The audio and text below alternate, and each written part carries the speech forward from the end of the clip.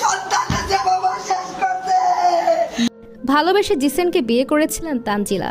সে জিসানি তানজিলাকে যৌতুকের জন্য পিটিয়ে মেরে ফেলল। স্ত্রীকে হত্যার দায়ে আটক হয়েছেন তানজিলার স্বামী জিসান। কখন এই যৌতুকের বলি হওয়া বন্ধ হবে? এবার যৌতুকের দাবিতে এক কলেজ ছাত্রীকে পিটিয়ে হত্যা করা হয়েছে। ঘটনাটি ঘটেছে ফরিদপুরে।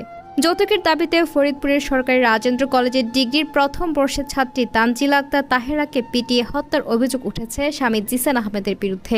এ ঘটনায় তানজিলা বাবার সাবেক সেনা কর্মকর্তা তোবারেজ মোল্লা ফরিদপুর কোতোয়ালি থানায় একটি অভিযোগ দায়ের করেছেন। খবর পেয়ে ঘটনাস্থল পরিদর্শন করেছে অতিরিক্ত পুলিশ সুপার সদর সার্কেল মোহাম্মদ সালাউদ্দিন। বৃহস্পতিবার 11 জুলাই সকালে জিসান আহমেদকে আটক করেছে কোতোয়ালি থানা পুলিশ। এর আগে বুধবার 10 জুলাই রাত 10টার দিকে জিসান শহরতলি গঙ্গাবর্তী এলাকার মার্কাজ মসজিদের পাশে ভাড়া বাড়িতে তানজিলাকে পিটিয়ে আহত করে। পরে তাকে উদ্ধার করে ফরিদপুরে বঙ্গবন্ধু